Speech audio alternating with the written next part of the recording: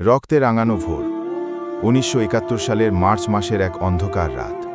পূর্ব পাকিস্তানের আকাশে হঠাৎই আগুন জ্বলে উঠল। ঢাকার রাস্তায় ট্যাঙ্কের গর্জন, মানুষের আর্তনাদ, গুলির শব্দ সব মিলিয়ে যেন নরক নেমে এলো। পাকিস্তানি সেনারা অপারেশন সার্চলাইট নামের এক ভয়াবহ পরিকল্পনার মাধ্যমে নিরস্ত্র বাঙালিদের উপর ঝাঁপিয়ে পড়ল। চট্টগ্রামের এক ছোট্ট গ্রামে থাকত ১২ বছরের রাহেল। তার বাবা হাকিম সাহেব ছিলেন স্কুল শিক্ষক, মা আমেনা বেগম গৃহিণী। শান্তিপূর্ণ জীবন এক মুহূর্তেই বদলে গেল। গ্রামে খবর এলো পাকিস্তানি সেনারা শহর ছেড়ে গ্রামেও হামলা শুরু করেছে।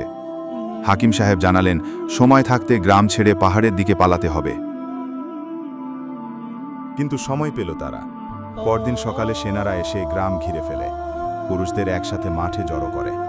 হাকিম সাহেবকে চোখ বেঁধে নিয়ে যাওয়া হয়। রাহেল আর তার মা কিছুই করতে পারে না, কাঁদতে কাঁদতে শুধু দোয়া করতে থাকে।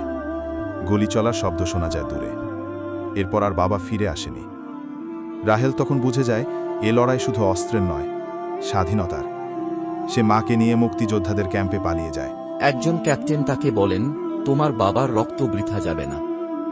আমরা লড়ব এই মাটির জন্য, এই দেশের জন্য। ৯ মাস ধরে এই যুদ্ধ চলতে থাকে। লক্ষ প্রাণ হারায়, লক্ষ নারী নির্যাতনের শিকার হয়। কিন্তু তবুও বাঙালিরা হার মানে না। ডিসেম্বরের ১৬ তারিখ পাকিস্তানি সেনারা আত্মসমর্পণ করে। বিজয়ের লাল সবুজ পতাকা উড়ে ওঠে। বিজয়ের দিন রাহেল পাহাড় থেকে নেমে আসে। বাবার কবরের পাশে দাঁড়িয়ে বলে, বাবা, আমরা জিতেছি। তোমার রক্তই আজকের স্বাধীনতা এনেছে। চোখে অশ্রু থাকলেও মুখে ছিল গর্ব। এই ছিল ১৯৭১ এর যুদ্ধ। এক অদম্য সাহস, এক বিজয়ের গল্প, যেখানে প্রতিটি কান্না, প্রতিটি রক্তবিন্দু বাংলাদেশের স্বাধীনতারই। ভিডিওটা যদি ভালো লেগে থাকে তাহলে অবশ্যই আমার ইউটিউব চ্যানেল সাবস্ক্রাইব করুন, ফেসবুক আইডিতে ফলো দিন, আর টিকটকে লাইক কমেন্ট করে পাশে থাকুন। আপনাদের ভালোবাসায় আমার অনুপ্রেরণা।